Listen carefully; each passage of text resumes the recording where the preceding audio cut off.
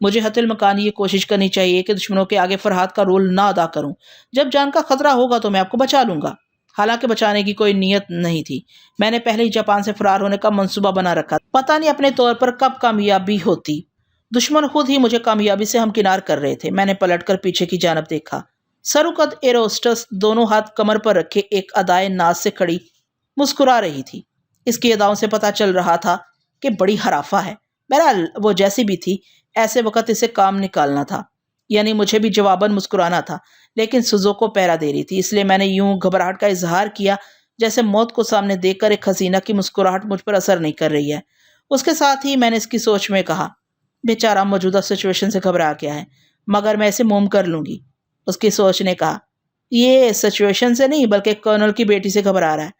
میں بہت دیر سے دیکھ رہی ہوں اور سمجھ رہی ہوں کہ اپنے باپ کے باڈی گارڈ سے اس لڑکی کے ناجائز تعلقات ہیں۔ میں عورت ہوں، اس لیے عورت کی نگاہوں کو پہچانتی ہوں۔ وہ آگے نہ سوچ سکی۔ کرنل نے اسے مخاطب کیا، لڑکی تم نہتی ہو، میرے ایک اشارے پر تمہیں شوٹ کر دیا جائے گا۔ ایئر ہوسٹس نے اپنے دونوں ہاتھ میرے ہاتھ خالی ہیں، مگر اس جہاز کی لگام میرے ساتھی کے ہاتھوں میں ہے۔ مجھے مار کر دیکھو، یہ جہاز 45,000 فٹ کی بلندی سے گرے گا۔ دانش مندی یہی ہے کہ تمہارے آدمی اپنے ہتھیار میرے قدموں میں لا کر ڈال دیں۔ کرنل نے میری جانب دیکھا۔ میں اپنی جگہ سے اٹھ کر ہوسٹر سے ریوالور نکالتے ہوئے ایئر ہوسٹس کی جانب بڑھنے لگا۔ جب میں اس کے قریب پہنچا تو میری پشت سوزوکو کی طرف تھی۔ میں نے موقع ملتے ہی اپنے ہونٹ بوسے کے انداز میں سکیڑ کر اسے آنکھ ماری۔ وہ نہال ہو گئی۔ اسی وقت دوسرے فوجی آفیسر نے اپنی سٹین گن لا کر اس کے قدموں میں ڈال دی۔ پھر ہم اپنی جگہ واپس آ گئے۔ کرنل نے پوچھا، یہ پائلٹ ہمیں کہاں لے جا رہا ہے؟ وہ بولی، ظاہر ہے وہ اس جہاز کو لے کر سمندر میں نہیں ڈوبے گا، کسی زمین پر ہی اترے گا۔ کرنل نے دوسرا سوال کیا، تم ہماری ایئر فورس میں کب سے کام کر رہی ہو؟ پچھلے 2 سال سے۔ اور وہ پائلٹ؟ تمہارا وہ پائلٹ اپنے ملک کا وفادار تھا، اس لیے ختم کر دیا گیا۔ ابھی اس جہاز کو کنٹرول کرنے والا میرا ساتھی اس مردہ پائلٹ کے میک اپ میں ہے اور اس کا شناختی کارڈ بھی موجود ہے، اس لیے تمہاری سیکیورٹی فورس کے آدمی اس پر شبہ نہ کر سکے۔ کرنل نے پھر سوال کیا، تم لوگوں کو کیسے اطلاع ملی کہ میں اس جہاز کے ذریعے ٹوکیو جانے والا ہوں؟ ایئر ہوسٹس نے اپنے عشق کی داستان سنائی۔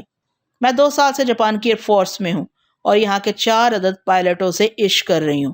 اب سے 2 گھنٹہ پہلے میں اس مردہ پائلٹ کے پاس تھی، اسے میری موجودگی میں اطلاع ملی کہ تم ایک اہم راز کے ساتھ 1.5 گھنٹے بعد ٹوکیو جانے والے ہو اور میرا عاشق پائلٹ اس طیارے کو لے جائے گا۔ میں نے یہ اطلاع اپنے آدمیوں تک پہنچا دی، اب تم ہمیں اپنے اصلی روپ میں دیکھ رہے ہو۔ کرنل نے پوچھا، کیا تم لوگوں کو معلوم تھا کہ میں یہ فلم اپنے ساتھ لے جاؤں گا؟ نہیں، ہمیں یہ اطلاع ملی تھی کہ فرحاد علی تیمور کو موت کے گھاٹ اتارا جا رہا ہے اور ہمارے آدمی اسے بچانے میں ناکام ہو رہے ہیں۔ اس ناکامی کے پیش نظر ہم نے سوچا کہ اس طیارے میں فرحاد کی لاش لے جائی جائے گی، لیکن اس فلم کو دیکھ کر افسوس ہو رہا ہے، بیچارے کو سینٹرل جیل میں ہی دفن کر دیا گیا۔ اس فلم سے تم لوگوں کو کیا فائدہ حاصل ہوگا؟ یہ ہم نہیں جانتے۔ ہمارا کام صرف اتنا ہے کہ اس طیارے میں جانے والے کسی بھی راز کو حاصل کیا جائے، اور یہ ہم کر رہے ہیں۔ کرنل نے آخری سوال کیا، اب ہمارا انجام بتا دو۔ وہ اپنے قدموں سے میرے ریوالور اور سٹین گن کو اٹھاتی ہوئی بولی، اگر شرافت سے ہمارے حکم کی تعمیل کرتے رہو گے تو تمہیں تمہارے ملک واپس پہنچا دیا جائے گا۔ میں نے کرنل کے دماغ میں کہا، اب آپ خاموش رہیں، میں ٹیلی پیتھی کی صلاحیتیں آزما کر معلومات حاصل کروں گا۔ کرنل تو خاموش ہو گیا، لیکن سپیکر بولنے لگا، ٹینشن پلیز، آپ لوگ سیفٹی بیلٹ باندھ لیں، چند منٹ بعد جہاز لینڈ کرنے والا ہے۔ ہم نے حفاظتی بیلٹ باندھ لیے۔ کرنل نے کھڑکی سے باہر دیکھتے ہوئے کہا، کوئی ویران سی جگہ نظر آ رہی ہے، پتہ نہیں یہ ہمیں کہاں لے آئے ہیں۔ جہاز رن وے پر بھاگ رہا تھا۔ جب وہ رکنے لگا تو ہم نے دیکھا جہاز کے چاروں طرف مسلح جوان کھڑے ہوئے تھے اور ہمیں اسپیکر سے وارننگ دی جا رہی تھی، جسے اپنی زندگی عزیز نہ ہو وہ کوئی چالاکی دکھائے۔ ہم پھر ایک بار یقین دلاتے ہیں کہ تمہیں جانی نقصان نہیں پہنچایا جائے گا۔ دروازہ کھلتے ہی اپنے سروں پر دونوں ہاتھ رکھ کر باہر چلے آؤ۔ ہم سب حفاظتی بیلٹ کھول کر کھڑے ہو گئے۔ کرنل نے آہستگی سے پوچھا، فرحاد اب تم کچھ کرنے والے ہو یا نہیں؟ میں نے کہا، پلیز آپ آہستگی سے بھی فرحاد کا نام زبان پر نہ لائیں، میں آپ کے دماغ میں موجود ہوں، لہٰذا سوچ کے ذریعے گفتگو کریں۔ ہم آگے پیچھے ایک قطار میں کھڑے ہو گئے، پھر اپنے سروں پر دونوں ہاتھ رکھ کر طیارے کے باہر سیڑھی سے اترنے لگے۔ کرنل کی سوچ نے کہا، آج تک کسی نے مجھے اس طرح قیدی بنانے کی جرت نہیں کی، یہ میری توہین ہے۔ میں نے کہا، مجبوری ہے، آپ ذرا صبر سے کام لیں۔ اب اس پر جھنجھلاہٹ طاری ہو رہی تھی۔ اس نے کہا، مجھے صبر کا کڑوا پھل نظر آ رہا ہے، ہمارے چاروں طرف رائفلیں ہیں، اگر تم نے جلد ہی کچھ نہ کیا تو یہ ہمیں مار ڈالیں گے، میں کسی وقت بھی کچھ کر گزروں گا۔ تھوڑی دیر کے لیے کرنل کی تسلی ہوگی، لیکن میرا اطمینان ختم ہو گیا تھا۔ اب دل میں یہ اندیشہ گھر کر رہا تھا کہ کرنل یا سوزوکو کسی بھی وقت موت کے سامنے दहशत ज़दा होकर मेरा नाम पुकार सकते हैं। मुझे अपना ये राज अपनी जान की तरह अजीज था और सोनिया मेरी जान थी। उसे हासिल करने और सुपर मास्टर तक पहुंचने का ये बेहतरीन मंसूबा था कि मैं मरहूम कहलाता रहूं। लिहाजा मैं कर्नल और उसकी बेटी की तरफ से बहुत ज़्यादा मोहतात हो गया। बार बार इनके ख्यालात पड़ने लगा कि वो अपने साथ कहीं मुझे भी ना ले डूबे। 200 गज के फासले पर कुछ वैगन कारें और जीप कारें खड़ी हुई थी। मुझे कर्नल को और सुजुको को अलग अलग गाड़ियों में बिठाया गया। एरोस्टस ने सुजुको से कहा, ए लड़की, ये तेरा यार है, मगर अब मैं इसके पास बैठूंगी। वो मेरे पास बैठती हुई बोली, मेरा नाम मरजाना है, तुम पर मर जाने को जी चाहता है। मैंने मुस्कुरा कर कहा, तुम्हारे लोगों ने मुझे जिंदा छोड़ा तो मैं तुम्हारी ये ख्वाहिश पूरी कर दूंगा। फिक्र ना करो, मैं अपने बाप से तुम्हें मांग लूंगी। तमाम गाड़ियां अपनी मंजिल की तरफ चल पड़ी। सुजुको ये सोचकर गुस्से से तिलमिला रही थी कि मैं मरजाना की तरफ फिसल गया हूं, हालांकि मरजाना फिसल रही थी। सुजुको ये समझने के बावजूद एक सोकन की तरह चल रही थी। मैंने उसे जिस्मानी दूरी और दिमागी कुर्बत से पुकारा, सुजुको, मैं तुम्हारा हूं, तुम्हें मुझ पर भरोसा करना चाहिए। अगर तुम मेरे होते तो अभी मेरे पास होते। वो गुस्सा दिखा रही थी। गुस्सा थूक दो, हालात को समझो, अभी हम कैदी हैं, हमें इनके इशारों पर चलना होगा। उसने सवाल किया, तुम इन लोगों को टेलीपैथी के इशारों पर क्यों नहीं चला रहे हो? तुम्हें मनाने में मेरा वक्त सर्फ हो रहा है। तुम मान जाओ तो मैं जरा खामोश रहकर कोई तदबीर करूं। अच्छा, मैं नाराज नहीं हूं, जल्द ही इस खराफा से पीछा छुड़ाओ। मगर वो हराफा शाने से शाना लगाए बैठी थी। मुझे चुप देखकर बोली, क्या सोच रहे हो? सोच रहा हूं कि तुम्हारी फरमाइश पर तुम्हारा बास मुझे माफ करेगा। लेकिन क्यों? इसलिए कि तुम कर्नल के महज एक गार्ड हो, एक मुलाजिम हो, जापानी भी नहीं हो, तुमसे हमारी जाती दुश्मनी भी नहीं है। मैंने फरहाद की दस्तावेजी फिल्म हासिल करके बहुत बड़ा कारनामा अंजाम दिया है, इसके सिले में मैं तुम्हें मांग लूंगी। मैंने फौरन इसकी सोच में कहा, अगर बॉस ने मेरी फरमाइश ठुकरा दी तो क्या होगा? उसकी सोच ने हैरानी से कहा, ये मैं क्या सोच रही हूँ? बॉस कभी मेरी फरमाइश को नहीं ठुकराता। वो अच्छी तरह जानता है कि किसी आशिक से दिल भर जाने के बाद मैं खुद ही से ठिकाने लगा देती हूँ। जब इस बॉडीगार्ड से भी बोरियत होगी तो मैं हमेशा के लिए इसकी छुट्टी कर दूंगी। ओह, मैंने तो अब तक इसका नाम ही नहीं पूछा। वो मेरा नाम पूछने लगी। मैंने जवाब दिया, मेरा नाम शामत एमाल है। उसने हैरानी से पूछा, ये कैसा नाम है? तुम कहाँ के रहने वाले हो? मैं मिडिल ईस्ट से आया हूँ। कर्नल मेरी दिलेरी और जानिसारी की कदर करता है। वो मुझे फरहाद अली तैमूर के मुकाबले पर लाना चाहता था। जब उसे मालूम हुआ कि फरहाद टेलीपैथी जानता है तो फिर इसे मुकाबले का सवाल ही पैदा नहीं होता था। वो इतना खतरनाक था कि इसे फौरन ही गोली मार दी गई। तुम वो फिल्म देख चुकी हो। हमें इसकी मौत का अफसोस है और इत्मीनान भी है कि एक खतरनाक आदमी से पीछा छूट गया। काश के वो मरने से पहले एक दिन के लिए मुझे मिल जाता। मैं बार बार उसे हराफा कहता हूँ तो गलत नहीं कहता। वो मुझको सिर्फ इतनी देर के लिए या इतने दिनों के लिए पसंद कर रही थी कि जब तक इसका दिल ना भर जाए। और फिर इन 4 पायलटों का जिक्र कर चुकी थी जिनसे इसके ताल्लुकात रह चुके थे। अब फरहाद को याद करके राल टपका रही थी। मैंने कहा, वो मर चुका है, मैं जिंदा हूं, मेरी बात करो। वो हंसती हुई बोली, जल गए? तुम मर्दों की ये बड़ी बुरी आदत है कि हर औरत को अपनी जागीर समझ लेते हो। मैं जलने वालों को और जलाती हूँ। एक मर्द के पहलू में बैठकर दूसरे मर्दों के किस्से चटखारे लेकर सुनाती हूँ। ही। इसकी बेबाक बातों से, भूखी निगाहों से, इसकी नंगी हंसी से पता चलता था कि वो कैसी जहां दीदा या मर्दीदा औरत है। वो अपने किसी भी आशिक को खरे सिक्के की तरह हाथ में लेती है और खोटा सिक्का बनाकर फेंक देती है। मुझे इसके हाथों अपना अंजाम नजर आ जाता अगर मैं फरहाद अली तैमूर ना होता। अब देखना यह था कि इसका अंजाम क्या होता है। एक छोटी सी बस्ती में पहुंचकर हमारा सफर खत्म हो गया। मैंने गाड़ी से उतरकर देखा, दूर दूर तक बांस के बने हुए कॉटेज नजर आ रहे थे। वहां तमाम लोगों के हाथों में राइफलें या स्टेन गनें दिखाई दे रही थी। एक कॉटेज से एक धड़मर का अंग्रेज बाहर आया, फिर कर्नल को घूर कर दिखने लगा। मैंने सोच के जरिए कर्नल से कहा, मैंने अपना नाम शामत एमाल बताया है, आप मुझे फरहाद हरगिज ना कहें वरना। वो झुझला कर बोला, तुम्हें सिर्फ अपने नाम की पड़ी है, तुम बचाव की तदबीर क्यों नहीं कर रहे हो? मैंने कहा, हर काम अपने वक्त पर होता है। अब जरा देखें कि ये अंग्रेज क्या कहता है। मरजाना वो दस्तावेजी फिल्म इस अंग्रेज के हवाले करती हुई कह रही थी, इस फिल्म से फरहाद की मौत का सबूत मिल जाता है और ये जापान सीक्रेट सर्विस का चीफ है, कर्नल जोशोहू। आप इसकी तस्वीर से तस्दीक कर लें। अंग्रेज ने अपने मातहत को हुक्म दिया कि रिकॉर्ड से कर्नल जोशोहू की तस्वीर लाई जाए और मुझे और सुजुको को एक कॉटेज में कैद कर दिया जाए। मरजाना ने कहा, बॉस, मेरी दरख्वास्त है कि कर्नल के इस बॉडीगार्ड को मेरी कैद में दे दिया जाए। इस अंग्रेज बॉस ने मुझे सर से पांव तक देखा, फिर मरजाना से कहा, सुपर मास्टर का हुक्म आया है कि कर्नल जोशोहू के साथ जो भी हो इन्हें जिंदा ना छोड़ा जाए ताकि कर्नल की मौत का कोई चशमदीद गवाह ना रहे। यह सुनते ही कर्नल एकदम ही खोपड़ी से बाहर हो गया। अपने पास खड़े हुए गार्ड को धक्का देते हुए और चीखते हुए भागने लगा।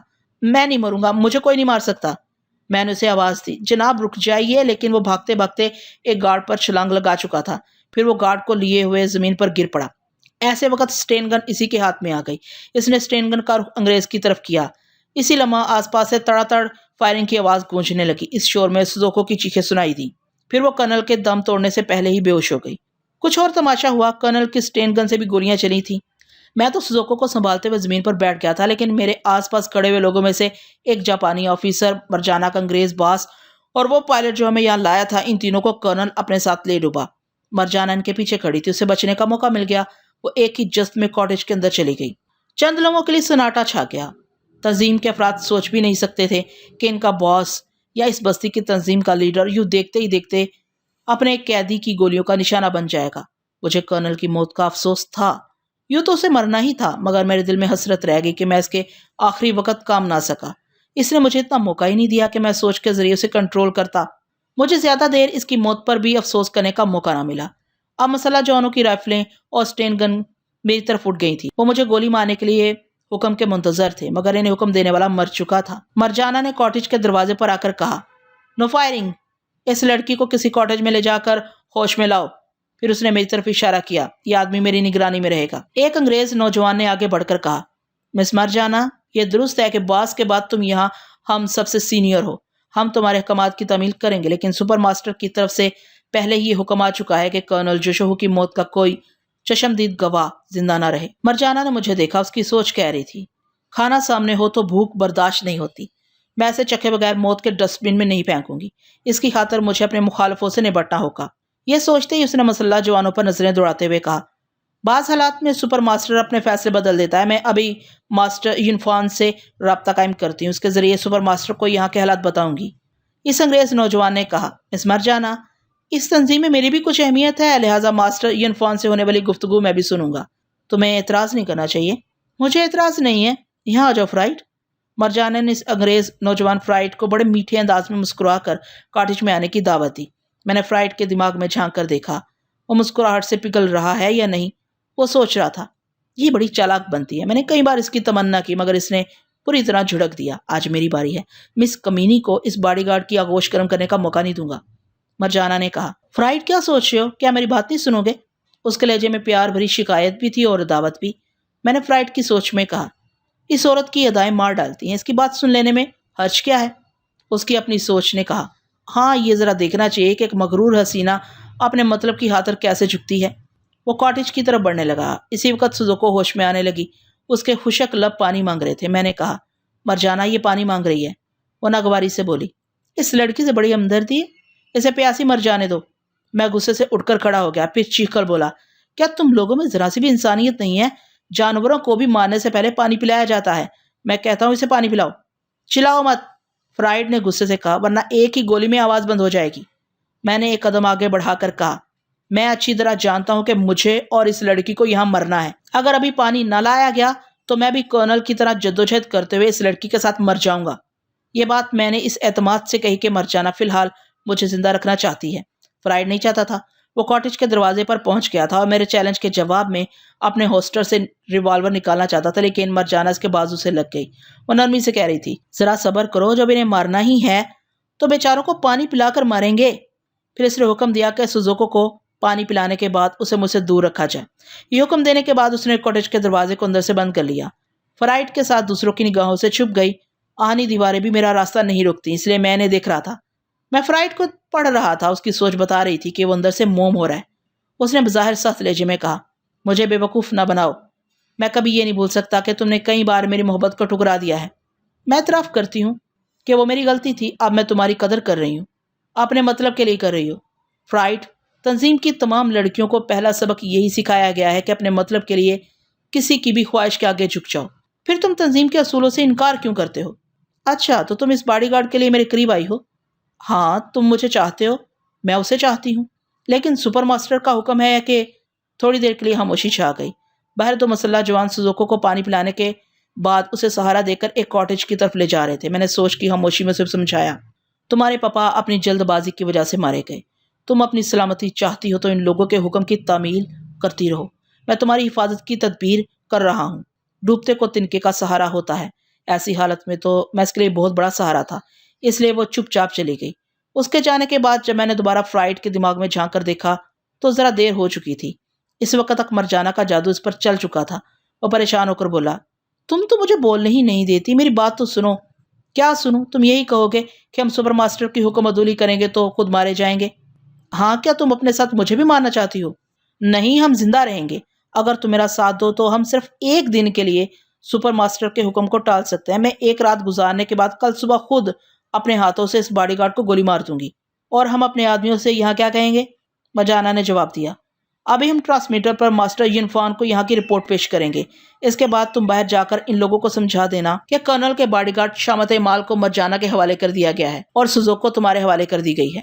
فرائڈ نے انکار میں سر ہلا کر کہا، مجھے جاپانی لڑکیاں پسند نہیں ہیں، میں تمہارا دیوانہ ہوں۔ میری شرط یہ ہے کہ پہلے تم میرے ساتھ وقت گزارو گی، پھر شامت اعمال تک پہنچو گی۔ میں مرجانہ کے دماغ کو ٹٹولنے لگا۔ اسے فرائڈ کی شرط منظور نہیں تھی، مگر وہ کھل کر انکار نہیں کر سکتی تھی۔ دل میں اس کے خلاف نفرت بھری ہوئی تھی کہ وہ راستے کی دیوار بنا ہوا ہے۔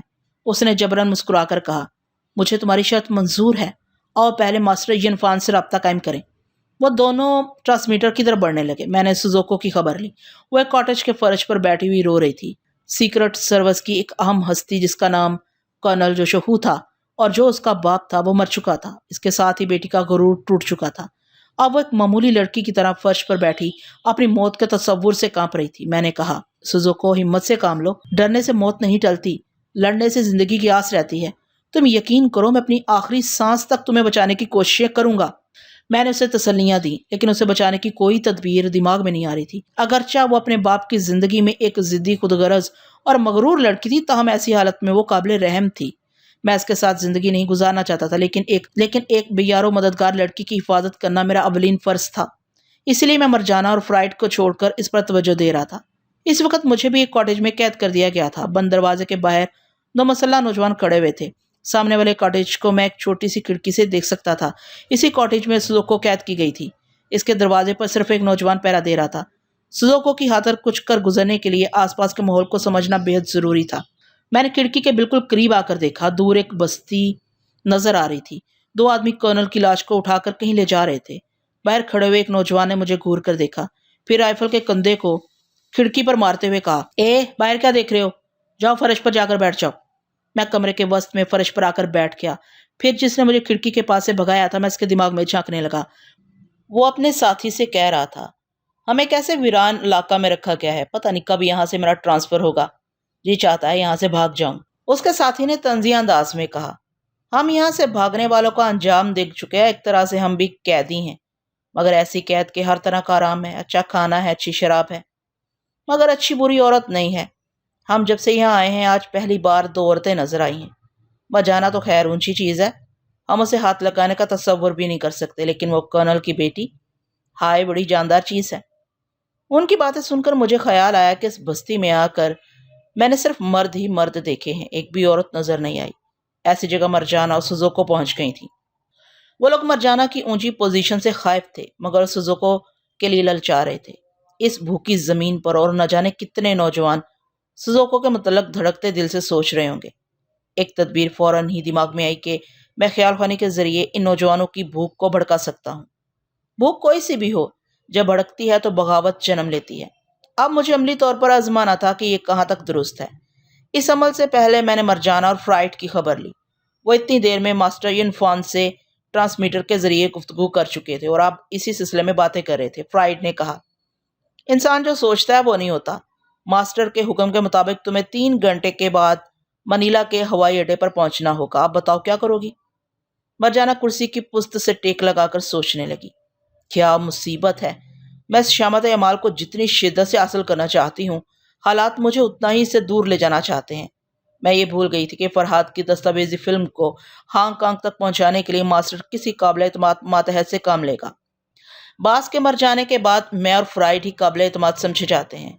اس الو کے پٹھے ماسٹر یونفان نے مجھے حکم دیا ہے کہ میں اس فلم کو لے کر وہاں پہنچوں۔ فرائڈ نے اسے سوچتے دیکھ کر کہا، 3 گھنٹے کا مطلب یہ ہوا کہ تم یہاں صرف 1 گھنٹہ گزار سکتی ہو۔ یہاں سے منیلا کے ہوائی اڈے تک پہنچنے کے لیے 2.25 گھنٹے لگیں گے۔ میں تو کہتا ہوں کہ اپنے جنون سے باز آ جاؤ اور شامت اعمال کا قصہ تمام کر دو۔ یہ 1 گھنٹہ میرے ساتھ گزار لو۔ وہ سوچتی ہوئی نظروں سے اسے دیکھنے لگی۔ تریاحٹ مشہور ہے، عورت اپنی ضد سے باز نہیں آتی، اس نے کہا۔ فرائڈ، میں کوئی سستی چیز نہیں ہوں۔ جب تک کوئی بہت بڑا مقصد حاصل نہیں ہوتا اس وقت تک میں خود کو کسی کے حوالے نہیں کرتی۔ اب میری ایک شرط ہے، میں تمہاری بات مان لوں گی مگر شامت اعمال کو اپنے ساتھ لے جاؤں گی۔ تمہارا دماغ چل گیا ہے؟ ذرا ہوش کی باتیں کرو۔ اگر اسے گولی نہ ماری گئی اور وہ تمہارے ساتھ چلا گیا تو یہ بات ماسٹروں تک پہنچ جائے گی۔ نہیں پہنچے گی۔ میری پلاننگ کو غور سے سنو۔ کرنل کی لاش اندھے کنویں میں پھینک دی گئی ہے۔ وہ کنواں بستی سے دور ایک فرلانگ کے فاصلہ پر ہے۔ اپنے آدمیوں سے یہ کہا جائے گا کہ ہم دونوں اپنے ہاتھوں سے شامت اعمال کو مار کر کنویں میں پھینکنے جا رہے ہیں۔ وہ ہمارے ساتھ جائے گا۔ کنویں کے پاس سے ہونے والی فائرنگ کی آواز بستی تک سنی جائے گی۔ پھر تم بستی میں واپس آ جانا، میں اسے لے کر منیلا چلی جاؤں گی۔ فرائڈ نے کہا، منیلا میں بھی کچھ ہمارے آدمی ہوں گے، وہ تمہارے ساتھ اسے دیکھ کر کیا سوچیں گے؟ میں نے سب سوچ لیا ہے۔ شامت اعمال کے جسم پر جو جاپانی باڈی گارڈ کا لباس ہے اسے بدل دیا جائے گا۔ منیلا پہنچتے ہی میں اسے الگ کر دوں گی۔ وہ ایک ٹیکسی میں بیٹھ کر عام شہری کی طرح ایئرپورٹ پہنچے گا۔ تم اپنی ہی بولتی چلی جا رہی ہو۔ یہ نہیں سوچتی کہ وہ پاسپورٹ کے بغیر تمہارے ساتھ ہانگ کانگ نہیں جا سکے گا۔ وہ غصے میں اٹھ کر کھڑی ہو گئی، بھی پاؤں پٹک کر بولی، میں اسے لے جاؤں گی، کسی طرح بھی لے جاؤں گی۔ تم بحث میں وقت ضائع نہ کرو۔ آم پسند ہے تو کھاؤ، پیڑ نہ گنو۔ وہ ہار مان گیا مگر یہ سوچتا رہا کہ مرجانہ اپنی ضد کے آگے پاگل ہو گئی ہے، لیکن وہ نادانی نہیں کرے گا۔ آم کھانے کے بعد اپنے وعدے سے پھر جائے گا، مجھے یہاں سے زندہ نہیں جانے دے گا۔ میں فرش پر بیٹھا ان کی باتیں سن رہا تھا اور ان دونوں کی دوسری پلاننگ کو سمجھ رہا تھا۔ اب فرائڈ سے ہوشیار رہنے کی ضرورت تھی اور سوزوکو کے لیے بھی جلد از جلد کچھ کرنا ضروری تھا۔ میں نے اپنے کاٹیج کے دروازے پر پہرا دینے والے ایک جوان کی سوچ میں کہا، کرنل کی بیٹی سامنے والے کاٹیج میں ہے۔ اگر ہم اسے گولی مارنے سے پہلے تھوڑا وقت گزار لیں تو فرائڈ کو اعتراض نہیں ہوگا۔ اس نوجوان نے یہ بات اپنے ساتھی سے کہی۔ اس کے ساتھی نے سوزوکو کے پہرے دار کے پاس جا کر مشورہ کیا۔ اس پہرے دار نے کہا، بات تو ٹھیک ہے، کیونکہ فرائڈ بھی مرجانہ کے ساتھ وقت گزار رہا ہے۔ آخر ہم بھی انسان ہیں، ہماری بھی کوئی ضرورت ہے جو ہمیں مجبور کرتی ہے۔ ایک اور نوجوان نے قریب آ کر پوچھا، کیا مشورے ہو رہے ہیں؟ اسے بتایا گیا کہ نیک مشورہ ہے۔ اس نے بھی تائید کرتے ہوئے کہا، ایک مدت سے ہم ترس گئے ہیں، لیکن ہم چاروں کے بولنے سے مطالبہ اتنا مضبوط نہیں ہوگا۔ ہم کچھ اور دوستوں کو ملا کر ایک پارٹی بنائیں گے۔ اکثریت کے آگے فرائڈ کو جھکنا پڑے گا۔ میں سمجھ رہا تھا کہ خیال ہانی کے ذریعے انہیں بھڑکانے کے لیے بڑی محنت کرنی پڑے گی، مگر وہ اپنی ضرورت کے تحت خود ہی بھڑکتے چلے جا رہے تھے۔ ایک کے بعد دوسرے کو اپنا ہم خیال بناتے جا رہے تھے۔ ہر جگہ مختلف خیال اور مختلف مزاج کے لوگ ہوتے ہیں، لہٰذا ان کے راستے میں کچھ رکاوٹیں پیدا ہونے لگی۔ کچھ لوگ اصول کے پابند تھے، دوسرے لفظوں میں سپر ماسٹر کے ایسے وفادار تھے کہ اس کے حکم کو حرف آخر سمجھتے تھے۔ اس لیے وہ جذبات کی رو میں بہنے کی بجائے جذباتی نوجوانوں کو سمجھانے لگے۔ ان میں سے ایک نے کہا، سپر ماسٹر ہماری ہر ضرورت کا خیال رکھتا ہے، ہماری فرمائش پر وہ یہاں حسین عورتوں کا قافلہ بھیج دے گا، لہٰذا آپ پہلی فرصت میں کرنل کی بیٹی کو گولی مار دینی چاہیے۔ شعلے بھڑک گئے تھے، اب نصیحتوں سے انہیں بجھایا نہیں جا سکتا تھا۔ باغی نوجوانوں میں سے ایک نے کہا، تمہاری طرح ہم بھی سپر ماسٹر کے وفادار ہیں اور اس کی عنایتوں کو سمجھتے ہیں، لیکن اس لڑکی سے فائدہ اٹھانا غداری نہیں ہوگی، کیونکہ بعد میں اسے ختم کر دیا جائے گا۔ جو حکم مل چکا ہے اس پر فوراً عمل کرنا ہوگا۔ میں نے اس کے دماغ میں کہا، میں ابھی اس لڑکی کو گولی ماروں گا۔ یہ بات اس نے زبان سے کہی۔ میں نے ایک باغی کی سوچ میں کہا، تمہارا باپ بھی ایسا نہیں کر سکتا۔ اس نے بھی یہ بات زبان سے کہی۔ سامنے والے نے اس کے منہ پر ایک الٹا ہاتھ جماتے ہوئے کہا، تم مجھے گالی دے رہے ہو؟ میں تمہیں زندہ نہیں چھوڑوں گا۔ اس نے اپنی رائفل سیدھی کی۔ سوزوکو کا پہرے دار ان لوگوں سے ذرا دور کھڑا ہوا تھا۔ میں نے اس کی سوچ میں گھبرا کر کہا، وہ کم بخت میرے ساتھی کو مار ڈالے گا، مجھے اسے رکنا چاہیے۔ اس کا دماغ میرے کنٹرول میں تھا۔ میرے حکم کے مطابق اس نے اپنی سٹین گن سیدھی کی، پھر تڑ تڑا تڑ گولیاں چلا دیں۔ مرنے والے کے ساتھ ہی اس کے 4 حمایتی بھی گولیوں کا نشانہ بن گئے۔ اس کے ساتھ ہی دونوں طرف سے ٹھن گئی۔ وہ سب بھاگتے ہوئے چھپتے چھپاتے ایک دوسرے پر فائرنگ کرنے لگے۔ میرے دروازے پر پہرا دینے والے نے سوچا، یہی موقع ہے، یہ لوگ ایک دوسرے پر حملے کر رہے ہیں، مجھے کرنل کی بیٹی پر دھاوا بولنا چاہیے۔ میں نے اس کی سوچ میں سمجھایا، لیکن اس لڑکی کو دبوچنے سے پہلے اس باڈی گارڈ کو ختم کر دینا چاہیے۔ میں ایک دم دروازہ کھول کر اندر جاؤں گا اور کچھ کہے سنے بغیر اسے گولی مار دوں گا۔ یہ سوچتے ہی وہ پلٹ کر دروازے پر آیا، پھر اسے کھول کر کمرے میں داخل ہوا، مگر میں وہاں نہیں تھا۔ اس نے گھوم کر دیکھا تو دروازے کے پیچھے سے میرا ایک گھونسا اس کی ناک پر پڑا۔ پھر میں نے اسے سنبھلنے کا موقع نہیں دیا۔ 2 ہاتھ کرتے رہنا میری زندگی کا ٹائم ٹیبل بن گیا تھا، لہٰذا ایک آدمی کو بس میں کر لینا میرے لیے کوئی بڑی بات نہیں تھی۔ تھوڑی دیر بعد باہر کی فائرنگ کی آواز، میں کمرے کے اندر ہونے والی فائرنگ کی آواز گڑمڑ ہو گئی۔ اس کے بعد میں سٹین گن سنبھالتا ہوا کاٹیج کے پچھلے دروازے پر گیا۔ وہاں ایک کھڑکی کے باہر فرائڈ اپنے کاٹیج سے نکلتا ہوا نظر آیا۔ مرجانہ اس کے ساتھ نہیں تھی۔ خیال ہانی سے پتہ چلا کہ وہ باہر آنے کے لیے لباس پہن رہی تھی۔ میں نے اسی وقت فرائڈ کو کھڑکی سے نشانہ بنایا۔ اس کے ہاتھ سے ریوالور چھوٹ کر ایک طرف گرا، دوسری طرف وہ گر کر ٹھنڈا ہو گیا۔ اتنے میں کسی نے چیخ کر کہا، فرائڈ کو مارنا کھلی بغاوت ہے، اب ہم تم لوگوں کو زندہ نہیں چھوڑیں گے۔ سپر ماسٹر کے حمایتی یہ سمجھ رہے تھے کہ باغیوں نے فرائڈ کو مارا ہے، اس لیے دونوں طرف سے فائرنگ میں شدت پیدا ہو گئی۔ میں نے مرجانہ کی خبر لی، وہ لباس پہن کر سوچ رہی تھی کہ اسپیکر کے ذریعے اس مسلسل فائرنگ کی وجہ معلوم کرنا چاہیے۔ میں نے اس کی سوچ میں کہا، ہاں اچھا موقع ہے، مجھے شامت اعمال کو ساتھ لے کر یہاں سے نکل جانا چاہیے، وہ سامنے والے کاٹیج میں ہے۔ اس کی سوچ نے انکار کیا، نہیں، فرائڈ کہے گا کہ میں ایسے ہنگامی حالات میں فرائی سے منہ موڑ کر جا رہی ہوں۔ میری سوچ نے پھر اسے سمجھایا، اگر میں اس فائرنگ کی آڑ لے کر فرائڈ کو گولی کا نشانہ بنا دوں تو وہ ماسٹروں سے شکایت کرنے کے لیے زندہ نہیں رہے گا۔ یہ بات اس کی کھوپڑی میں سما گئی۔ وہ سٹین گن لے کر تیزی سے چلتی ہوئی دروازے پر آئی، پھر اسے کھولتے ہی ٹھٹک گئی۔ سامنے فرائڈ کی لاش زمین پر پڑی نظر آ رہی تھی۔ میں نے اس کے دماغ میں کہا، تقدیر میرا ساتھ دے رہی ہے، اب مجھے فوراً ہی شامت اعمال کے پاس پہنچنا چاہیے۔ وہ میرے کاٹیج میں آنے سے پہلے اطراف کا جائزہ لینے لگی۔ اسے پتہ نہیں چل رہا تھا کہ فائرنگ کرنے والے کہاں کہاں چھپے بیٹھے ہیں۔ اگر وہ بھی لاپرواہی سے آگے بڑھے گی تو فرائڈ کی طرح ماری جائے گی۔ میں نے اسے محتاط رہنے کے لیے چھوڑ دیا، پھر سوزوکو کی خبر لی۔ وہ فائرنگ کی آوازوں سے سہمی ہوئی تھی۔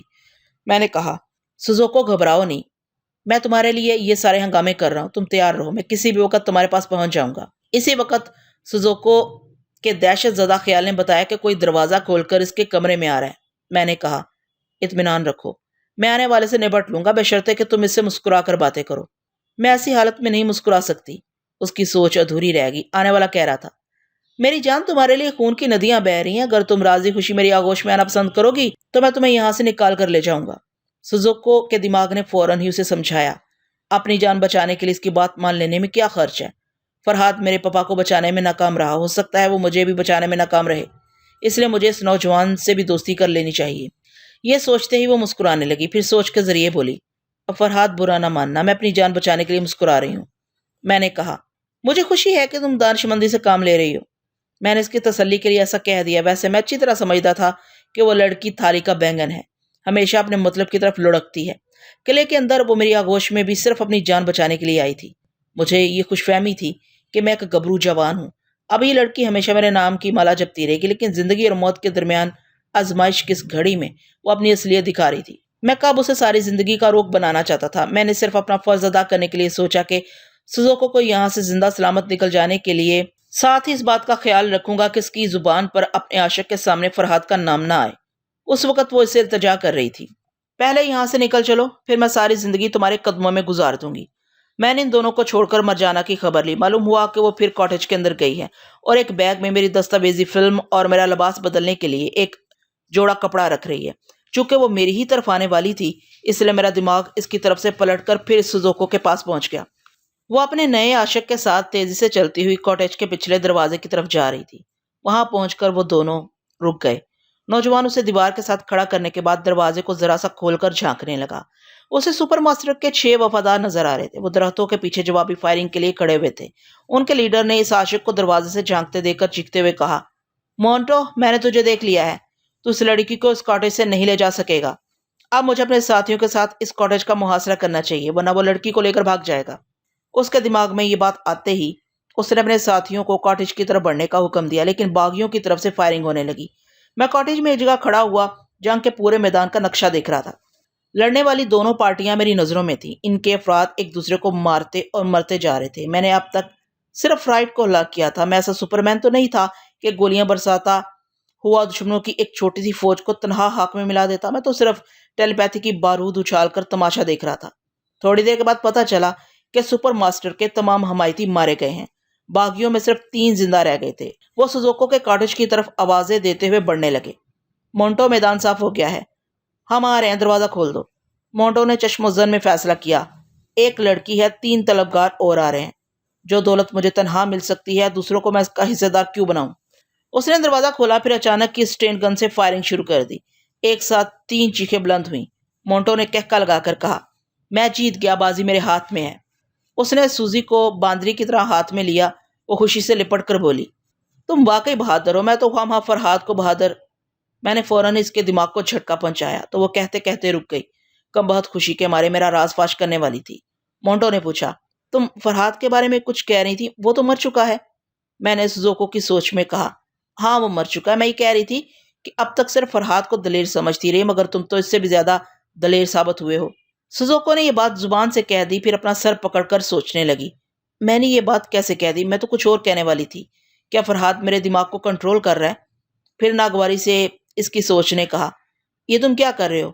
मैं इस वक्त मोंटो के पास हूँ, ऐसे वक्त दिमाग में झांकना शराफत नहीं है। तुम कौन सा शराफत का सबूत दे रही हो? अगर मैं बरवकत मुदाखलत न करता तो तुम अपने आशिक के सामने फरहाद को जिंदा कर देती। तुम मुझ पर झूठा इल्जाम दे रहे हो।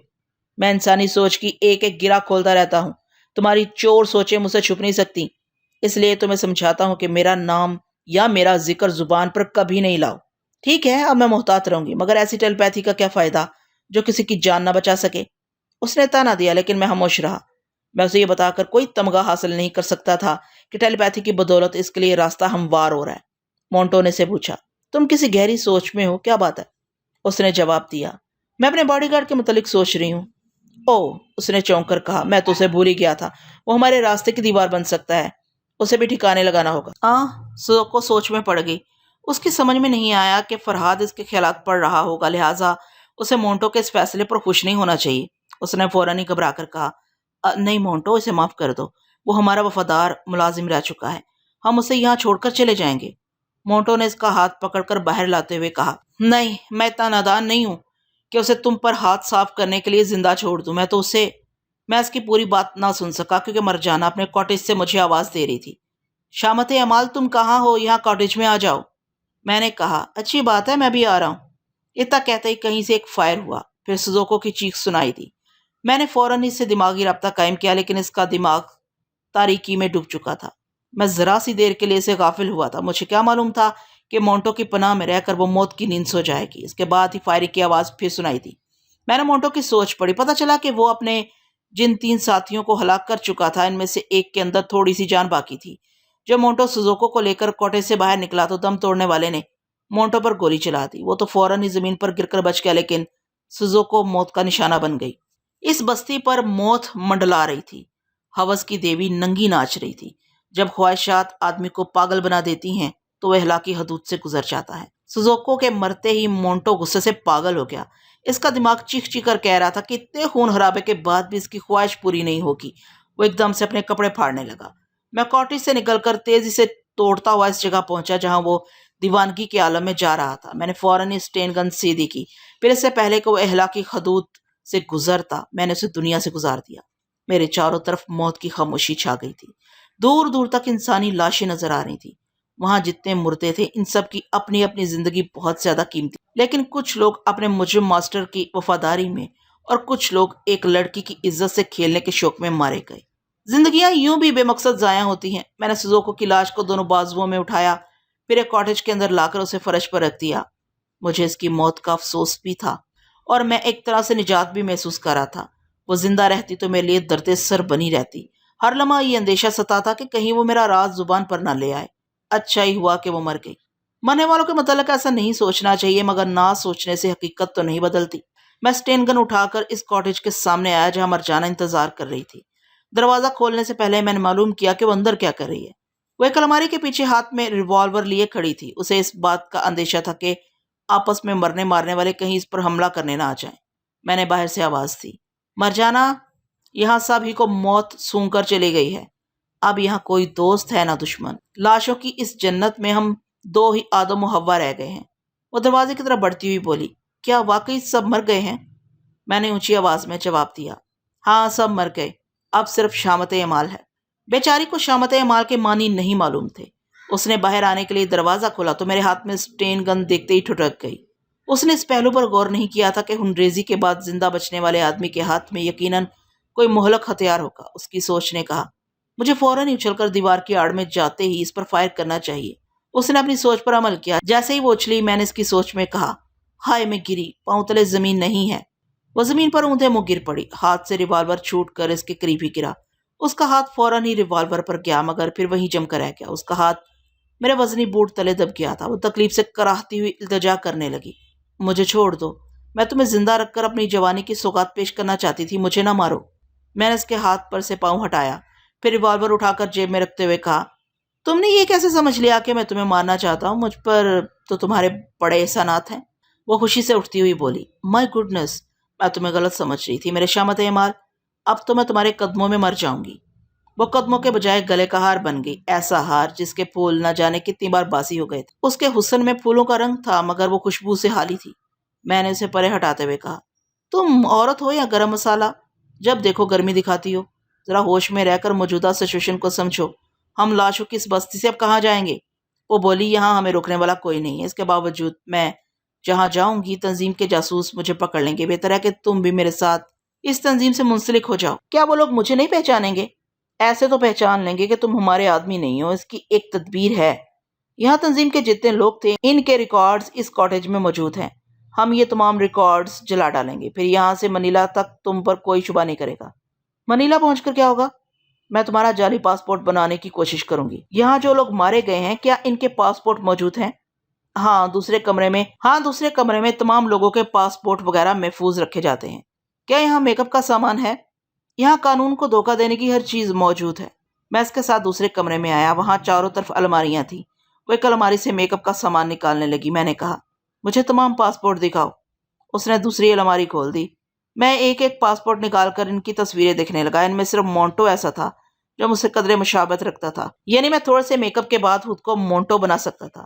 میں نے مرجانہ سے کہا، تم آئینہ اور میک اپ کا سامان تیار رکھو، میں 1 منٹ میں آ رہا ہوں۔ مگر تم کیا کرنا چاہتے ہو؟ میں نے مونٹو کا پاسپورٹ اس کے ہاتھ میں رکھ کر کہا، میں ابھی اس روپ میں آ جاؤں گا۔ وہ مجھے بے یقینی سے دیکھنے لگی۔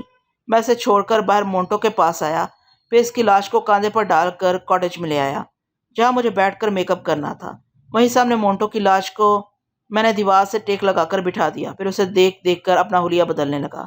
چونکہ باڈی گارڈ بننے کے لیے میں نے ماسکنگ نہیں کی تھی اور اب اس کی ضرورت نہیں تھی، اس لیے میک اپ میں دشواری پیش نہیں آئی۔ میں نے کہا، یہاں میرے سامنے وقت ضائع نہیں کرو۔ ٹرانسمیٹر پر اپنے آدمیوں کو اطلاع دو کہ یہ بستی خانہ جنگی کے باعث تباہ ہو گئی، صرف تم اور مونٹو زندہ رہ گئے ہیں۔ میری بات ختم ہوتے ہی دوسرے کمرے میں رکھے ہوئے ٹرانسمیٹر سے اشارہ موصول ہونے لگا۔ وہ دوڑتی ہوئی وہاں چلے گی۔ چند سیکنڈ کے بعد میں دماغ کے ٹرانسمیٹر سے ان کی باتیں سننے لگا۔ دوسری طرف سے ماسٹر این فون کہہ رہا تھا، master calling, over. مرجانہ attend the Saint.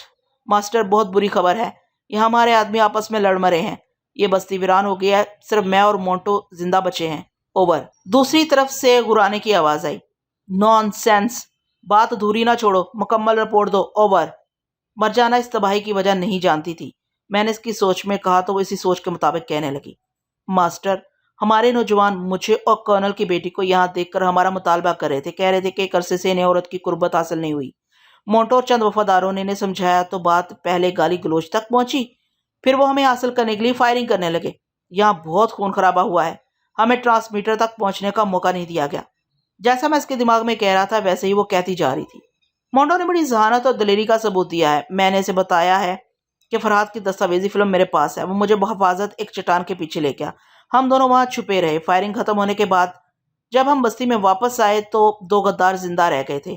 اس سے پہلے کہ وہ ہمیں نقصان پہنچاتے مونٹو نے اپنی سٹین گن سے انہیں بھون کر رکھ دیا ہے۔ اب ہم دونوں یہاں آپ کے حکم کے منتظر ہیں، اوور۔ ایسا کہنے کے بعد وہ حیرانی سے سوچنے لگی کہ اس نے ماسٹر کے سامنے بر وقت کیسی عمدہ رپورٹ پیش کی ہے۔ ماسٹر نے کہا، جاپان سے اغوا کیا ہوا طیارہ ہمارے لیے مصیبت بن جائے گا۔ اب وہ بستی تباہ ہو گئی ہے تو اس طیارے کو بھی تباہ کرو، اس کاٹیج کو آگ لگا دو جہاں ہمارے خلاف ثبوت پائے جا سکتے ہیں، اس کے بعد فوراً منیلا پہنچو اور رات کے 8 بجے والی فلائٹ سے یہاں آ جاؤ، اوور اینڈ آل۔ میرے دل میں آیا کہ میں ماسٹر ینفان کی سوچ کو پڑھوں، مگر دماغ نے سمجھایا کہ تنظیم کے جتنے بڑے عہدے دار ہیں وہ سب یوگا کے ماہر ہو سکتے ہیں۔ اگر میں ان کے دماغ پر دستک دوں گا اور ان کی سانس ذرا رک کر انہیں الارم دے گی تو فوراً انہیں پتہ چل جائے گا کہ کوئی ان کے دماغ تک پہنچنا چاہتا ہے، اور وہ پہنچنے والا مردہ نہیں زندہ فرحات ہی ہو سکتا ہے۔ لہٰذا میں صحیح معلومات حاصل کیے بغیر ایسی حماقت نہیں کرنا چاہتا تھا۔ مرجانہ نے دوسرے کمرے سے واپس آ کر فخری انداز میں کہا، مجھے اپنی ذہانت پر ناز ہے، میں نے ماسٹر کے سامنے اتنی عمدہ رپورٹ پیش کی ہے کہ اب تنظیم کا کوئی آدمی تم پر شبہ نہیں کرے گا۔ میں نے اس کی طرف پلٹ کر دیکھا تو وہ مجھے دیکھ کر چونک گئی، کیونکہ ایک مونٹو فرش پر دیوار سے ٹیک لگائے مردہ نظر آ رہا تھا اور دوسرا مونٹو اس کے سامنے زندہ کھڑا تھا۔ میں نے مسکرا کر کہا، حیران کیوں ہوتی ہو؟ اب میں شامت اعمال نہیں مونٹو بن گیا ہوں۔ وہ میری تعریف کرنے کے لیے میرے گلے لگنا چاہتی تھی۔ میں جلدی سے پلٹ کر مونٹو پر جھک گیا، پھر اس مردے کا لباس اتارتے ہوئے بولا، میں اسے باڈی گارڈ کا لباس پہنا رہا ہوں، تم چلنے کی تیاری کرو۔ وہ مایوس ہو کر دوسرے کمرے میں چلی گئی۔ میں نے ایک پتلون اور قمیض پہنی، مونٹو کو باڈی گارڈ کا لباس پہنایا، پھر اسے کاندھے پر لاد کر اس کاٹیج میں آ گیا جہاں سوزوکو فرش پر پڑی ہوئی تھی۔ میں نے اس کے برابر اسے بٹھا دیا۔ مردے کے ساتھ کوئی خراب سلوک نہیں کرنا چاہیے، مگر میں نے بحالت مجبوری سٹین گن سے فائر کرتے ہوئے اس کا چہرہ بگاڑ دیا تاکہ مونٹو چہرے سے پہچانا نہ جا سکے۔ فائرنگ کی آواز سن کر مرجانا چیخنے لگی۔ میں نے بلند آواز سے کہا، گھبراؤ نہیں، یہاں آپ کوئی دشمن نہیں ہے، چلو باہر آ جاؤ۔ وہ ایک ہاتھ میں بیگ اور دوسرے ہاتھ میں کیروسین تیل کا ڈبہ اٹھا کر لے آئی۔ پھر بیگ سے ایک ٹائم بم نکال کر کہا، اسے تیارے میں رکھ دیا جائے گا اور یہ کیروسین تیل ہے، اس کاٹیج کو آگ لگا دو۔ کسی چیز کو بنانے میں برسوں لگ جاتے ہیں، بگاڑنے میں ایک پل کی دیر نہیں لگتی۔ 5 منٹ کے بعد ہی اس کاٹیج سے شعلے اٹھنے لگے۔ ہم بھاگتے ہوئے بستی کے اس حصے میں گئے جہاں گاڑیاں کھڑی تھیں۔ میں نے ایک جیپ کار کا انتخاب کیا، اس میں بیٹھ کر ہم بستی سے دور رن وے پر گئے۔ مرجانا نے ٹائم سیٹ کرنے کے بعد اس بم کو طیارے کے انجن کے قریب رکھ دیا، پھر اطمینان سے جیپ میں آ کر بیٹھ گئی۔ وہاں سے تقریباً 1 میل دور جانے کے بعد ہم نے زوردار دھماکوں کی آوازیں سنی۔ مرجانا کے اطمینان کی سانس سنائی تھی۔ دی ڈرٹی گیم از اپ، اب ہم اطمینان سے محبت کا گیم کھیلیں گے۔ یہ کہہ کر اس نے اپنا سر میرے شانے پر رکھ دیا۔ میں نے فوراً اسٹیئرنگ کو ذرا ادھر سے ادھر کیا۔ گاڑی سڑک کے ایک ٹوٹے ہوئے حصے پر سے گزری تو وہ آپ ہی آپ اچھل کر مجھ سے دور چلی گئی۔ پھر مجھے گرتی ہوئی بولی، یہ کیسی ڈرائیونگ کر رہے ہو؟ سوری، یہ راستہ ہمارے رومانس کے لیے سازگار نہیں ہے، ذرا صبر سے کام لو۔ پھر میں نے اپنے مطلب کی بات معلوم کرنے کے لیے کہا، سنا ہے اچھلنے سے پہلے انسان اپنی سانس روک لے تو اس کا توازن قائم رہ جاتا ہے۔ میں نے تو کبھی نہیں یہ سنا۔ کیا تم یوگا کے متعلق کچھ جانتے ہو؟ میں تو نہیں جانتا، مگر ہاں، فرحاد علی تیمور ہمارے کرنل کو بتا رہا تھا کہ تمہاری تنظیم میں ایک یوگا فوج بھی ہے۔ اس فوج کے جوانوں پر فرحاد کی ٹیلیپیتھی اثر نہیں کرتی۔ مرجانا نے گردن اونچی کر کے بڑے فخر سے کہا، سپر ماسٹر کی ذہانت کا جواب نہیں ہے۔ فرحاد کو بڑا ناز تھا کہ وہ دماغوں میں گھس جاتا ہے۔ ہمارے سپر ماسٹر نے اسے اپنے آدمیوں کے دماغوں سے بھی دھکے دے کر نکال دیا۔ میں نے پوچھا، یوگا فوج میں دوسرے ماسٹر بھی ہوں گے؟ میری معلومات کے مطابق 2 ماسٹر، 2 ڈاکٹر، 2 سائنسدان، 5 انجینئر، 5 حسین لڑکیاں اور 50 فائٹر یوگا کی مشقیں کر رہے ہیں۔ وہ 2 ماسٹر کون ہیں؟ تم پوچھ کر کیا کرو گے؟ میں نے مسکرا کر بڑے پیار سے اسے دیکھتے ہوئے کہا، میں تمہارے ساتھ اس تنظیم میں زندگی گزاروں گا، کیا مجھے ماسٹروں کے متعلق پوچھنا نہیں چاہیے؟ وہ جواباً مسکرا کر دیکھنے لگی۔ اس کی سوچ نے کہا، بے وقوف، میرے ساتھ ساری زندگی گزارنے کے خواب دیکھ رہا ہے، یہ نہیں جانتا کہ میں ہمیشہ ڈش بدل کر کھاتی ہوں۔ میں نے ونڈ اسکرین کے پار دیکھتے ہوئے اس کی سوچ میں کہا، اپنا دل بھر جانے کے بعد اس بے وقوف کو تو مار ہی ڈالنا ہے۔ اگر میں ماسٹروں کے متعلق کچھ بتا دوں تو کیا فرق پڑے گا؟ یہ ایسا 30 مارہ نہیں ہے کہ مجھ سے یا میرے آدمیوں سے بچ نکلے گا۔ اسے اس طرح بھڑکانے کے بعد میں نے کہا، میں سمجھ گیا مرجانا، تم مجھ سے صرف جسمانی لگاؤ رکھتی ہو، مجھے اپنا ہمراز بنانا نہیں چاہتی۔ تم غلط سمجھ رہے ہو۔ ایک حسین عورت کی جوانی جب تک حاصل نہیں ہوتی تب تک وہ ایک گہرا راز ہوتی ہے۔ جب میں تمہیں اپنی جوانی کا ہمراز بنانا چاہتی ہوں تو پھر چھپانے کے لیے کچھ نہیں رہ جاتا۔ تو پھر بتاؤ، یوگا کی مشق کرنے والے وہ 2 ماسٹر کون ہیں؟ وہ جواب دینے سے پہلے سوچنے لگی۔ میں اسے پڑھ رہا تھا کہ وہ جھوٹ بولنا چاہتی ہے یا سچ بولے گی، اور اس نے سچ کہا کیونکہ اس کے حساب کے مطابق میری زندگی چند روزہ تھی۔ اس نے جواب دیا، یوگا کی مشق کرنے والے دونوں افراد ایشیائی ہیں۔ ایک تو نیپالی لاما تنسنگ ہے۔ ماسٹر تنسنگ یوگا کا کامل استاد ہے، یوگا فوج کے تمام سپاہی اس کے شاگرد ہیں۔ دوسرا ماسٹر ینفان ہے، یہ چین کا باشندہ ہے۔ ماسٹر ینفان اور بٹر فلائی کل تک جاپان میں تھے تاکہ فرحاد سے دوستی کا معاہدہ کر سکیں، لیکن اس کی موت کے بعد وہ اپنی ہانگ کانگ کی تنظیم میں پہنچ گئے ہیں۔ کیا تھوڑی دیر پہلے تم نے ماسٹر ینفان سے ٹرانسمیٹر پر گفتگو کی تھی؟ یہ بات میں نے انجان بن کر پوچھی۔ اس کا جواب اس بات میں تھا، میں نے خدا کا شکر ادا کیا کہ ماسٹر ینفان کے دماغ کو چھیڑنے کی حماقت نہیں کی تھی۔ یہ وہی ماسٹر تھا جس سے جاپان میں کئی بار سوچ کے ذریعے گفتگو ہو چکی تھی۔ میں نے کہا، ماسٹر تنسنگ جو استاد کامل ہے، اس کے متعلق کچھ بتاؤ۔ مرجانا نے جواب دیا، ماسٹر تنسنگ نے ایک بار سانس روکنے کا مظاہرہ کیا تھا۔ اس سلسلے میں باقاعدہ ایک تقریب ہوئی تھی۔ دنیا کے ہر حصے سے تنظیم کے تمام ماسٹر آ کر تقریب میں شریک ہوئے تھے۔ ان دنوں ٹیلی پیتھی کا ماسٹر یوشے زندہ تھا۔ میں اس کی داشتہ کی حیثیت سے وہاں پہنچ گئی تھی۔ میں نے دل ہی دل میں اسے گالی دی کہ حرام زادی نہ جانے کتنوں کی داشتہ رہ چکی ہے۔ اس نے کہا، اس بہت بڑی تقریب میں ماسٹر یوشے سے کہا گیا کہ وہ ٹیلی پیتھی کے ذریعے تنسنگ کو دماغی جھٹکے پہنچائے۔ تنسنگ اس کے سامنے پلیتھی مار کر بیٹھ گیا۔ پھر تقریباً 2 گھنٹے تک ماسٹر یوشے اپنی ٹیلی پیتھی کی صلاحیتیں آزماتا رہا، لیکن تنسنگ نارمل حالت میں مسکراتا رہا۔ آخر ماسٹر یوشے نے ہار مان لی۔ تب تنسنگ نے بتایا کہ انسانی زندگی میں بنیادی اہمیت سانس کی ہے۔ انسان جتنا سانس کو کنٹرول میں رکھنے کی مشق کرے گا، اتنا ہی وہ بیرونی اثرات سے محفوظ رہے گا۔ ٹیلی پیتھی کی لہریں باہر سے دماغ کے اندر پہنچتی ہیں۔ اگر سانس قابو میں ہوگی تو لازماً دماغ قابو میں رہے گا اور دوسروں کی سوچ کی لہروں کو اپنے دماغ کے پاس بھٹکنے نہیں دے گا۔ میں نے کہا، یہ تو میں جانتا ہوں۔ تم کیسے جانتے ہو؟ فرحاد نے کرنل کو یہ باتیں بتائی تھی، میں نے بھی سنی ہیں۔ تم یہ بتاؤ کہ ماسٹر تن سنگھ کتنی دیر تک سانس روک سکتا ہے؟ 7 گھنٹے تک۔ 7 گھنٹے تک؟ میری سانس ایک پل کے لیے حیرانی سے رک گئی۔ ہماری اس دنیا میں ایسی حیرت انگیز باتیں وارد ہوتی ہیں کہ آنکھوں سے دیکھ کر بھی یقین نہیں آتا، مرجانہ نے کہا۔ ہاں، پہلے ہمیں یقین نہیں آیا تھا، لیکن تن سنگھ نے عملی ثبوت دیا۔ اس کی ہدایت کے مطابق ایک بڑا سا گڑھا کھود کر اسے دفن کر دیا گیا۔ ٹھیک 7.25 گھنٹے کے بعد دوبارہ گڑھا کھودا گیا اور اسے نکالا گیا تو وہ زندہ تھا۔ گڑھے سے نکلتے ہی اس نے 5 سیر دودھ پیا، تھوڑا سا پھل کھایا، پھر نارمل حالت میں واپس آ گیا۔ یہ کہتے ہی وہ ماسٹر تن سنگھ کو تصور میں دیکھنے لگی۔ میں نے مرجانہ کی دیوانگی کو سمجھتے ہوئے پوچھا، تم نے ماسٹر تن سنگھ سے دوستی ضرور کی ہوگی؟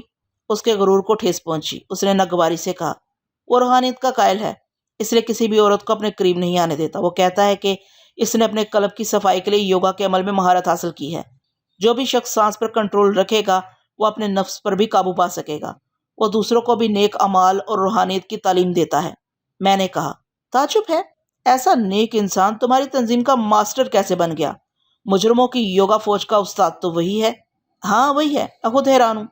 پہلے تو اس نے تنظیم میں شامل ہونے سے انکار کیا تھا، پھر پتہ نہیں کیا ہوا کہ وہ راضی ہو گیا۔ یہ کمال سپر ماسٹر کا ہے۔ کوئی کتنا ہی خطرناک صلاحیتوں کا مالک ہو، ہمارا سپر ماسٹر اس کے انکار کو اقرار میں بدل دیتا ہے۔ مگر افسوس کہ اس کی زندگی کے دن پورے ہو گئے تھے۔ میں تیز رفتاری سے گاڑی ڈرائیو کر رہا تھا۔ بہت دور ایک بڑے شہر کی عمارتیں نظر آ رہی تھی۔ مرجانہ نے کہا، ہم منیلا پہنچ رہے ہیں، ہمیں ٹاور کی پیچھے ایک نیلے رنگ کی عمارت میں جانا ہے۔ میں تمہیں راستہ بتاتی رہوں گی۔ کیا اس عمارت میں تنظیم کے لوگ رہتے ہیں؟ ہاں، آج رات کی فلائٹ میں وہ ہمارے لیے سیٹیں بک کرائیں گے۔ ایک بات پوچھنا بھول گیا، وہ یہ کہ سپر ماسٹر فرحاد کی طرف سے بہت زیادہ محتاط رہتا تھا۔ کیا فرحاد سے محفوظ رہنے کے لیے اس نے یوگا مشق نہیں کی ہوگی؟ میں نہیں جانتی۔ تنظیم کے بڑے بڑے ماسٹر بھی سپر ماسٹر کے متعلق کچھ نہیں جانتے۔ آخر تم ماسٹروں میں اتنی دلچسپی کیوں لے رہے ہو؟ وہ مجھے گھور کر دیکھنے لگی۔ اس طرح تو شبہ سے ہی دیکھا جاتا ہے۔ میں نے اسے شبہ سے بھٹکانے کے لیے اپنا ایک ہاتھ اس پر رکھ دیا، پھر ذرا بہلاتے ہوئے بولا، تمہاری خاطر ماسٹروں سے دلچسپی لے رہا ہوں۔ میں چاہتا ہوں کہ ہم دونوں مل کر کوئی بہت بڑا کارنامہ انجام دیں اور سپر ماسٹر خوش ہو کر مجھے ماسٹر اور تمہیں مادام بنا دے۔ وہ مادام کے عہدے سے نہیں بہل سکتی تھی، مگر میری شریر حرکتوں سے بہل گئی۔ اس کی بے حیات سوچ کو پڑھ کر میں اس کی اندرونی کیفیات کو اچھی طرح سمجھ سکتا تھا۔ پتہ نہیں اس الو کی پٹھی نے کیسی غلاظتوں میں جنم لیا تھا۔ غلیظ خیالات کے سوا اس کے دماغ میں کچھ نہیں ہوتا تھا۔ 15 منٹ کے بعد ایک پولیس چوکی والے نے ہمارا راستہ روک لیا۔ ایک آفیسر نے کہا، تم دونوں گاڑی سے نیچے اتر آؤ۔ ہم خاموشی سے راستے کے کنارے آ کر کھڑے ہو گئے۔ ہماری گاڑی کی سیٹ کے نیچے ایک اسٹین گن تھی اور میری جیب میں مرجانہ کا ریوالور تھا اور مرجانہ کے بیگ میں وہ اہم فلم تھی۔ پولیس آفیسر نے خود جیپ کار کی تلاشی لی، سیٹ کو اٹھا کر دیکھا، یقیناً اسٹین گن نظر آئی ہوگی۔ پھر اس نے میری جیب کی اور مرجانہ کے بیگ کی تلاشی لی۔ اس کے بعد اس نے ہمیں جانے کی اجازت دے دی۔ یہ بات میں نے خیال خوانی سے معلوم کر لی تھی کہ اتنی آسانی سے ہمیں نجات کیسے مل گئی، لیکن میں نے بظاہر حیرانی کا اظہار کیا۔ مرجانہ، یہ سب کیا ہے؟ ہمارے پاس قابل اعتراض فلم ہے اور ہتھیار تھے، مگر پولیس والوں نے ہمیں حراست میں نہیں لیا۔ وہ بڑے فخر سے مسکرا کر بولی، ہماری تنظیم کے لوگ کہاں نہیں ہیں؟ وہ پولیس آفیسر ہمارا ہی آدمی تھا۔ میں نے مروب ہو کر کہا، اس تنظیم کا جواب نہیں، یہ امریکہ، روس، چین، جاپان وغیرہ میں محض چھوٹی بڑی طاقتوں کے نام سے مشہور ہے۔ سب سے بڑی طاقت تو سپر ماسٹر ہے، جو ان بڑے بڑے ممالک میں بھی اپنی مکاریوں اور بلیک میلنگ کا سکہ چلا رہا ہے۔ ہم شہر میں داخل ہو گئے۔ مرجانہ نے میری رہنمائی کی۔ میں ڈرائیو کرتا ہوا ایک نیلی عمارت کے سامنے پہنچ گیا۔ مرجانہ نے جیپ کا ہارن بجایا، پھر ہم جیپ سے اتر کر عمارت کے بڑے سے دروازے پر پہنچ گئے۔ دروازہ جلد ہی کھل گیا۔ 2 آدمیوں نے ہمیں دیکھتے ہی پہچان لیا۔ مرجانہ کو تو وہ جانتے ہی تھے۔ انہوں نے مجھے مونٹو کی حیثیت سے پہچان کر اندر آنے کا راستہ دیا۔ عمارت کے اندر داخل ہوتے ہی اچانک میری بائیں آنکھ پھڑکنے لگی۔ یہ عام سا خیال ہے کہ بائیں آنکھ پھڑکنے سے کوئی مصیبت نازل ہوتی ہے، حالانکہ طبی نقطہ نگاہ سے اس کی وجہ کچھ اور ہے، لیکن انسان اپنے تجربات کے سائے میں گھبراتا ہے۔ میں بھی بارہا تجربہ کر چکا ہوں کہ بعض حالات میں میری بائیں آنکھ پھڑکتی ہے اور آگے چل کر کوئی نہ کوئی مصیبت استقبال کرتی ہے۔ آگے چل کر ایک بڑے سے ہال میں 3 آدمیوں سے سامنا ہوا۔ ان میں سے ایک نے میری طرف بڑھتے ہوئے بڑی گرم جوشی سے مصافحہ کیا۔ ہلو مونٹو، دیکھ لو، مجھ جیسے دوست کی کشش تمہیں یہاں لے آئی۔ میں نے مسکرا کر مصافحہ کرتے ہوئے اس کی سوچ کو پڑھا۔ وہ مونٹو کا کیسا دوست ہے؟ وہ خاموشی سے سوچ رہا تھا، یہ مونٹو ریزرو کیوں ہے؟ پہلے میں مسافہ کے لیے ہاتھ بڑھاتا تھا تو یہ مجھے کھینچ کر گلے لگا لیتا تھا۔ میں نے فوراً اسے کھینچ کر گلے لگاتے ہوئے کہا، میں بڑے ہنگاموں سے گزر کر آ رہا ہوں، ابھی تمہارے ساتھ بے تکلفی سے باتیں نہیں کر سکوں گا۔ وہ میرے گلے لگ کر سوچنے لگا، پچھلے ہفتے ہماری ملاقات ہوئی تھی، اس ایک ہفتے میں مونٹو کیسا بدل گیا ہے۔ مسافہ کرتے وقت مجھے یوں لگا جیسے میرا ہاتھ آہنی شکنجے میں پھنس گیا ہے۔ اس کا سینہ بھی پہلے سے کچھ چوڑا ہے اور بدن میں سختی ہے۔ کیا کوئی انسان ایک ہفتے میں چٹان بن سکتا ہے؟ میں نے سمجھ لیا کہ میری شامت آنے والی ہے۔ کم بخت یہ مونٹو کا دوست نہ جانے کہاں سے ٹپکا تھا۔ اس کی چھٹی حص اسے کچھ سمجھا رہی تھی۔ میں نے ساتویں حص بن کر سمجھایا، یہ میں کس الجھن میں پڑ گیا ہوں؟ مونٹو آخر مونٹو ہے، میرا جانی یا ہے۔ یہ تھکا ہوا پریشان حال آ رہا ہے، مجھے اس کی دلجوئی کرنی چاہیے۔ تھوڑی دیر کے لیے اس کے دماغ سے شبہات نکل گئے۔ اس نے مسکرا کر بڑی محبت سے کہا، آؤ بیٹھو، میں تمہیں گرما گرم کافی پلاؤں گا۔ میں مرجانہ کے ساتھ آگے بڑھ کر ایک صوفے پر بیٹھنے لگا۔ اسی وقت ایک سخت کھردری سی آواز سنائی دی، ٹھہرو، ابھی آرام سے بیٹھنے کا وقت نہیں ہے، پہلے کام کی باتیں ہوں گی، یہاں آؤ۔ ہم نے آواز کی سمت دیکھا۔ دور ایک کمرے کے دروازے پر ایک خوش لباس ادھیڑ عمر کا آدمی کھڑا ہوا تھا۔ اس کی آنکھوں پر موٹے شیشوں کی اینک تھی، پیشانی چوڑی اور چہرہ کلین شیوڈ تھا۔ اس کے چہرے سے ذہانت مترشح تھی۔ اس نے کمرے میں آنے کا اشارہ کیا۔ میں اور مرجانہ صوفے کے پاس سے چلتے ہوئے دوسرے کمرے میں پہنچے۔ اس کمرے میں صرف 2 ریوالونگ چیئر یعنی گول چکر کھانے والی کرسیاں تھیں۔ میں اس اینک والے کے منصوبے کو پڑھ سکتا تھا، مگر احتیاط لازمی تھی۔ پتہ نہیں ان میں کون اور کتنے لوگ یوگا کی فوج سے تعلق رکھتے تھے۔ اس نے مجھے اور مرجانہ کو ریوالونگ چیئر پر بیٹھنے کے لیے کہا۔ ہم نے اس کے حکم کی تعمیل کی۔ پھر اس نے کہا، ہم اپنا اطمینان کرنا چاہتے ہیں، اس لیے تم لوگوں کے پاس ریوالور یا چاقو ہو تو اسے جیب سے نکال کر پھینک دو۔ مرجانہ نے ناگواری سے پوچھا، تم ایسا کیوں کہہ رہے ہو؟ اس تنظیم میں میرے ساتھ ایسا کبھی سلوک نہیں کیا گیا۔ اس شخص نے گہری سنجیدگی سے کہا، اگر تم دونوں تنظیم کے وفادار ہو تو خاموشی سے میرے حکم پر عمل کرو۔ میں نے اپنی جیب سے ریوالور نکال کر اس کے سامنے پھینک دیا۔ مرجانہ نے بتایا کہ اس کے پاس کوئی ہتھیار نہیں ہے۔ اس اینک والے نے میرا ریوالور فرش پر سے اٹھا کر اس کے چیمبر کو چیک کیا، پھر اپنے آدمیوں سے کہا، انہیں کرسیوں پر اچھی طرح جم کر بٹھا دو۔ 2 آدمی میرے پاس آئے اور 2 مرجانہ کے پاس گئے۔ پھر وہ چمڑے کے تسموں سے ہمارے ہاتھ کرسیوں کے ہتھوں سے باندھنے لگے۔ تب کچھ سمجھ میں آنے لگا کہ میری بائیں آنکھ کیوں پھڑک رہی تھی۔ میں اس وقت کیا کر سکتا تھا؟ بڑے حال میں مونٹو کا جو دوست اور اس کے ساتھی ملے تھے، اب وہ لوگ نظر نہیں آ رہے تھے۔ صرف وہ اینک والا اپنے 4 ماتحتوں کے ساتھ اس بند کمرے میں تھا۔ میں یہ معلوم کرنا چاہتا تھا کہ وہ اینک والا یوگا کا طالب علم ہے یا نہیں، مگر میں کیسے معلوم کر سکتا تھا؟ مرجانہ کی سوچ نے بتایا کہ وہ اس آدمی کو پہلی بار دیکھ رہی ہے، اس کے متعلق کچھ نہیں جانتی۔ اب سے پہلے میں نے ماسٹر ینفوان کے دماغ پر دستک نہ دے کر دانش مندی کی تھی۔ اب بھی دانش مندی کا یہی تقاضا تھا کہ میں ٹیلی پیتھی سے کام نہ لوں۔ مجھے اور مرجانہ کو کرسیوں سے اچھی طرح باندھ دیا گیا۔ ہم اپنی جگہ سے ہل نہیں سکتے تھے۔ میرے 2 پاؤں جو کرسی سے لٹک رہے تھے صرف وہی آزاد تھے، لیکن وہ دونوں پاؤں مجھے آزادی نہیں دلا سکتے تھے۔ میں جھنجھلا کر صرف ٹانگیں چلا سکتا تھا اور دشمنوں کا کچھ بگاڑ نہیں سکتا تھا۔ اس اینک والے نے کہا، مرجانہ، تمہارے اور مونٹو کی آنکھوں کے سامنے ہمارے 25 جوان مارے گئے، اس بستی کا سربراہ مارا گیا، بستی بالکل ہی تباہ ہو گئی۔ تم نے ماسٹر ینفان کو جو رپورٹ دی ہے وہ ایک کھوکھلی رپورٹ ہے۔ ماسٹر یہ یقین نہیں کر سکتا کہ محض 2 عورتوں کو دیکھ کر ہمارے جوان ہوس پرستی میں مارے گئے، لہذا سچ کیا ہے وہ میرے سامنے اگل دو، ورنہ جھوٹ اور دغابازی کی سزا تم دونوں جانتے ہو۔ ماسٹر یہ یقین نہیں کر سکتا کہ محض 2 عورتوں کو دیکھ کر ہمارے جوان ہوس پرستی میں مارے گئے، لہذا سچ کیا ہے وہ میرے سامنے اگل دو، ورنہ جھوٹ اور دغابازی کی سزا تم دونوں جانتے ہو۔ میں مرجانہ کی سوچ سے سمجھ رہا تھا کہ وہ اندر سے گھبرا رہی ہے، مگر اوپر سے اس نے ٹھوس لہجے میں کہا، میں اپنے ماسٹروں کے سامنے کبھی جھوٹ بولنے کا تصور بھی نہیں کر سکتی۔ اس بستی میں جو کچھ میرے آنکھوں کے سامنے ہوا، اس پر مجھے بھی یقین نہیں آ رہا تھا کہ تم لوگ عورتوں کے لیے کیسے کتوں کی طرح ایک دوسرے کو بھمبوڑتے اور کاٹتے ہو۔